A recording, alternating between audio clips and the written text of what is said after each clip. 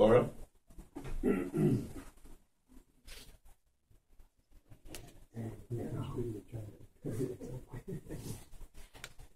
afternoon, everybody. I have to look for the Again, as my son said, thank you all very much for coming. I know it's short notice. It's a Tuesday.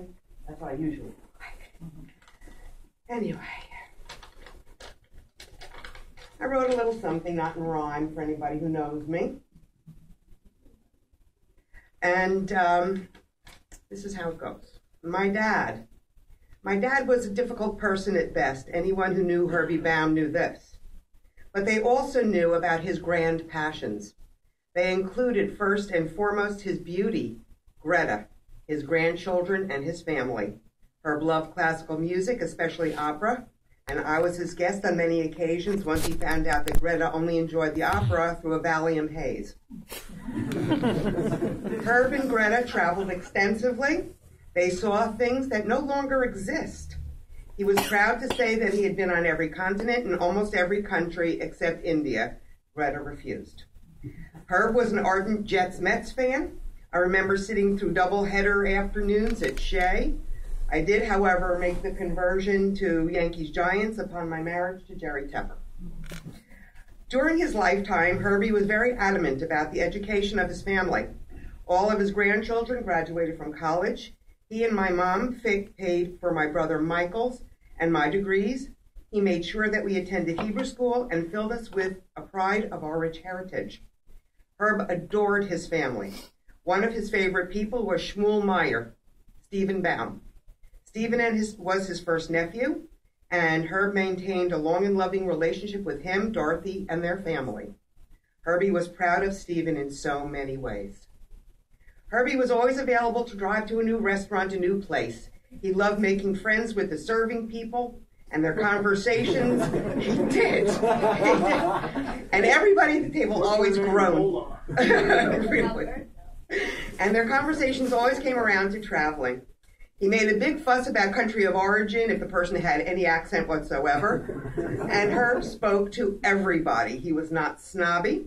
He came from working class people and was the first in his family to graduate from college. He turned his back on the profession for which he prepared and became a partner in his father-in-law's lumberyard. My dad was certainly a product of his time. It was an age when men went to work and women raised children. My parents had a few snags in their expectations, as we all do, but all in all, the Baums prospered. All of Herb's 3 children are married and have produced 5 successful grandchildren: Rachel, Matthew, Jeffrey, Allison, and Andrew. Dad had a very sentimental side. I don't know if anybody knew it, but he did. Yesterday, I was sitting on my bed thinking about things, and I came across this birthday card, which was tucked into the mirror with a lot of baby pictures, graduation pictures. I'm sure we all have it in our mirror somewhere. And it was a picture of a little girl, a ballerina in a regular dress, with her hands above her head, about to pirouette, like every little girl likes to do, and spin and spin and spin until she falls down. And my dad wrote to me, "Dearest Laura, my condition did not permit me to go out, but when I saw this card, it reminded me of a little girl on Huntington Terrace in Newark who danced the same way for her little brother. I love her very much. Happy birthday from a very old admirer."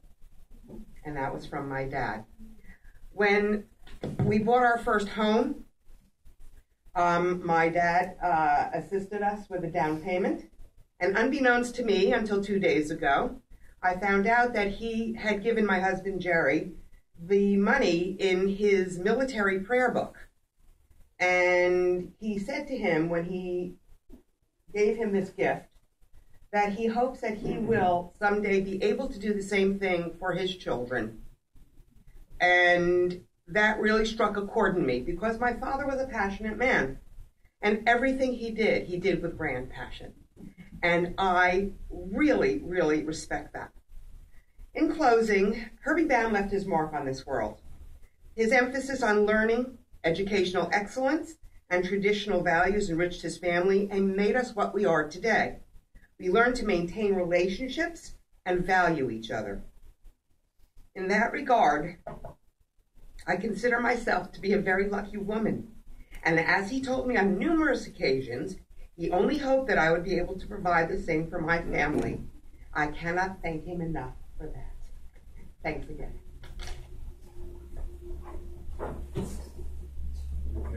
Need the light. Want the glasses? Need the light. We have some technical difficulties. Sorry. Now a word from our sponsor. Michael.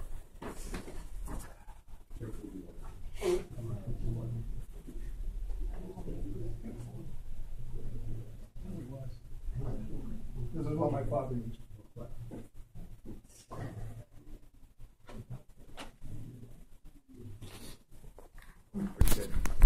Okay, everybody, thank you very much for coming to remember and honor my father, Herb Down.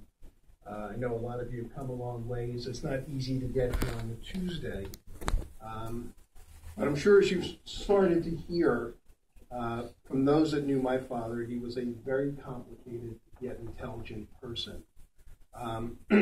So I gave a lot of thought to some of my remarks, and to paraphrase Ted Kennedy's eulogy of his late brother Bobby Kennedy, I don't want to idealize or enlarge my father in death beyond what he was in life, but in short, he was a good and decent person. For those of you who didn't know my father, I'll be probably a little repetitive and give you a little bit of a bio.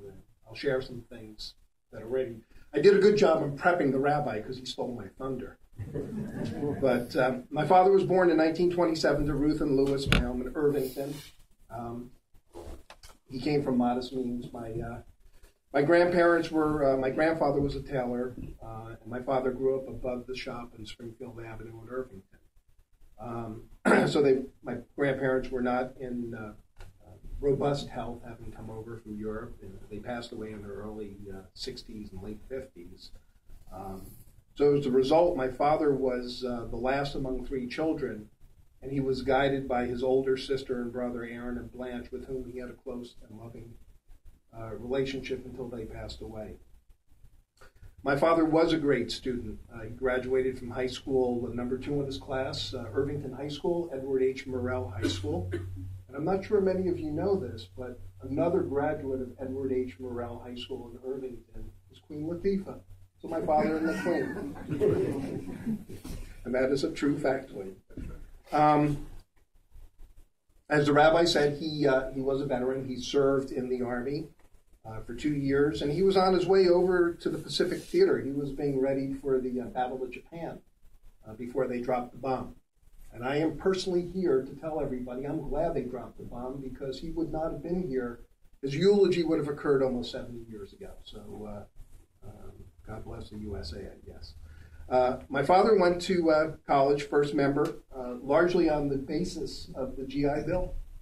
And it was a wonderful thing. He was a proud graduate of NYU School of Commerce, and the class ahead of him was Alan Greenspan, who's still cooking to this day.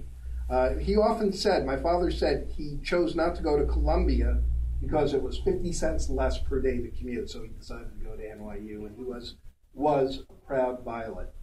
So, and that is the nickname, which shows you why they're not in Division I basketball. So my dad was an accounting major, and he was on his way practicing before taking the CPA. And somewhere along the line, he was introduced to a lovely young woman from Newark. That would be you, Mom. By Herman Schlesinger. Remember Herman? Herman, okay. And that turned out to be a proverbial game changer, as my father was captivated by my mother, Greta. And they married on Christmas Eve in 1949, and they forged a partnership which until this day, which has been temporarily discontinued, but to resume not too far down the road. Right, Mom? Nice. Sorry. Nice, that came out all wrong. Yeah,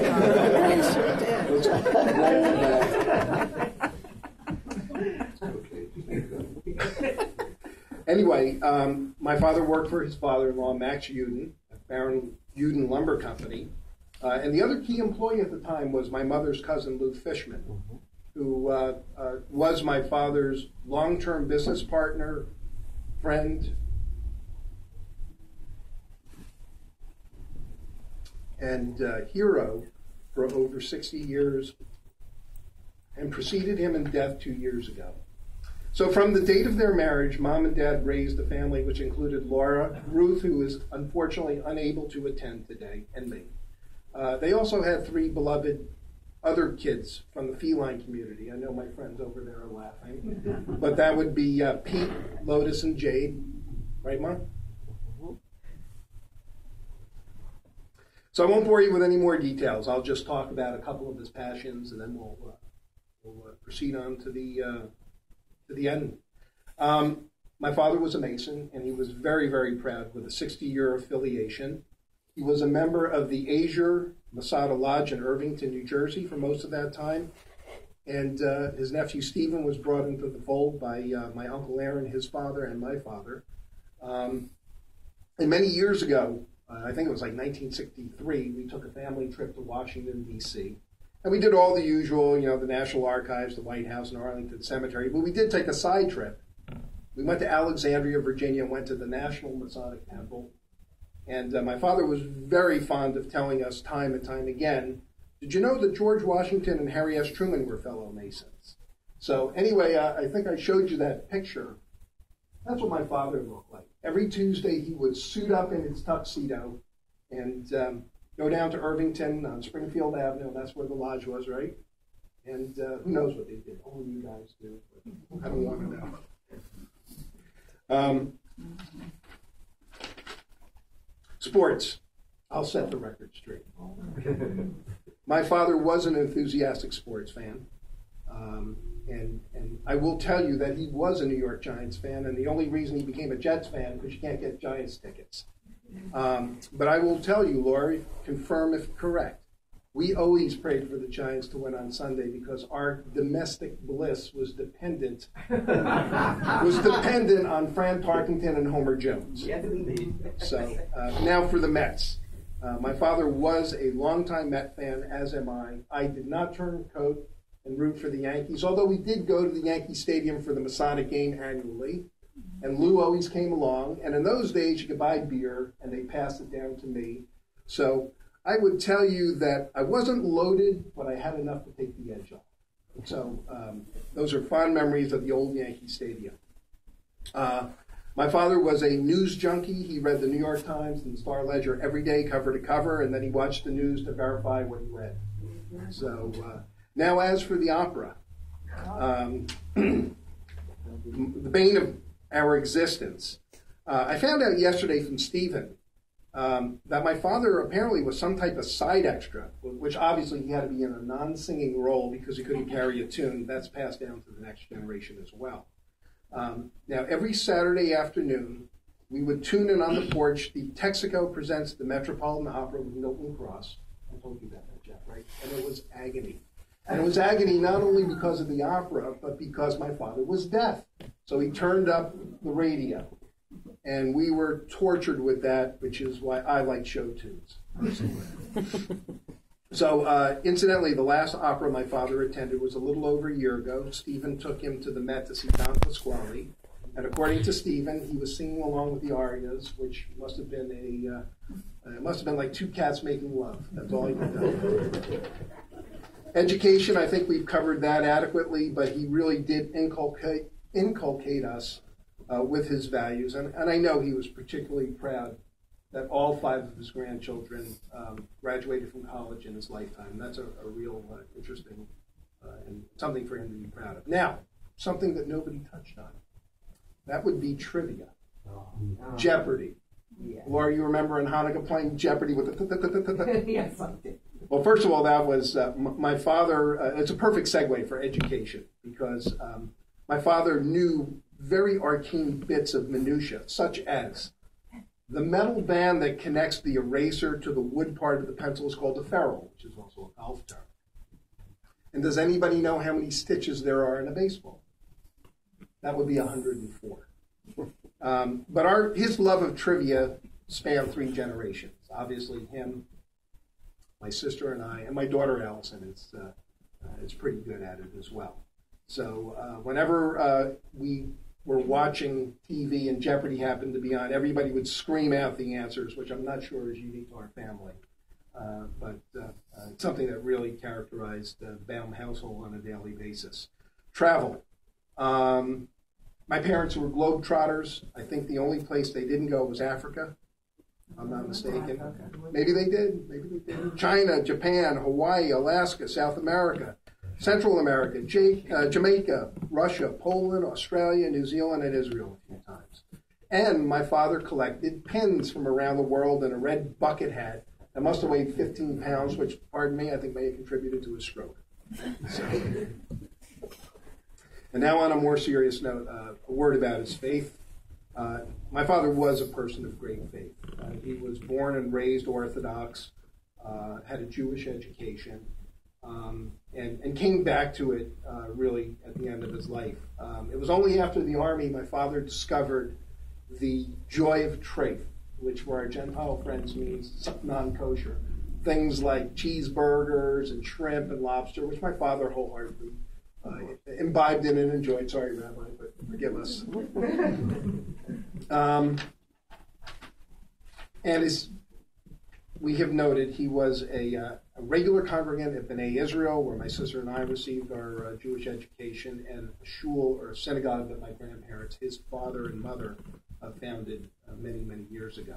So my father insisted that his children have a Jewish education, become bar and bat mitzvah, and did the righteous thing, which was pass the torch of heritage to the next generation, which we in turn have done to our children. So, and now for the grand finale, family. It was the core of my father's life and value. He loved his late brother and sister, Aaron and Blanche. That's been said, but I want to say it one more time. He had a particular closeness with Uncle Aaron's children, Stephen, Joel, Ira, and Ruth, and took great pleasure in their accomplishments and their family. What can I say about my immediate family? For as complex a person as my father was, my sisters and I never doubted his love and unwavering support for all of our endeavors. I also want to acknowledge my sister Ruth Burkhardt, who's unable to join us here today, but she is remembered. She's remembered. And then there were the grandchildren, who we've certainly celebrated today as we celebrate my father's life. And last, my mother, Greta. I'll say this. She was the exclamation mark in a sentence, the lid to his pot, and his partner for 63 mostly good years. No man ever loved...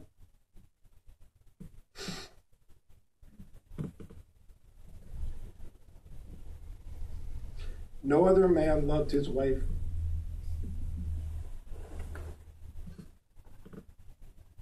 more passionately and without reservations as my father. And the relationship was reciprocal. So to my mother, I offer the most sincere condolences at this time of your loss.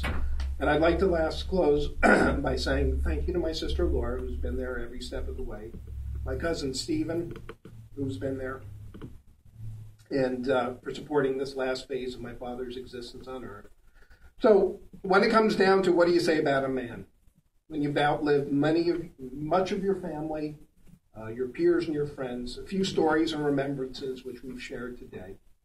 Most don't leave deep footprints when they leave this earth. Some memories, good stories, feelings, and poof, you're gone. My father's really no different in this respect, but as I prepared these remarks and I thought about his life, I took it all in, I'm comforted by the fact that he led a good life characterized by strong values and belief. And again, I just want to thank you for coming and honoring our family. Just thank you. So that's it. Rabbi, over to you.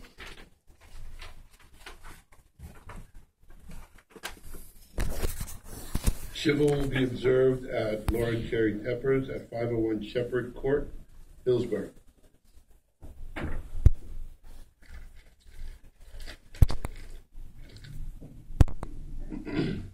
The end of man is death,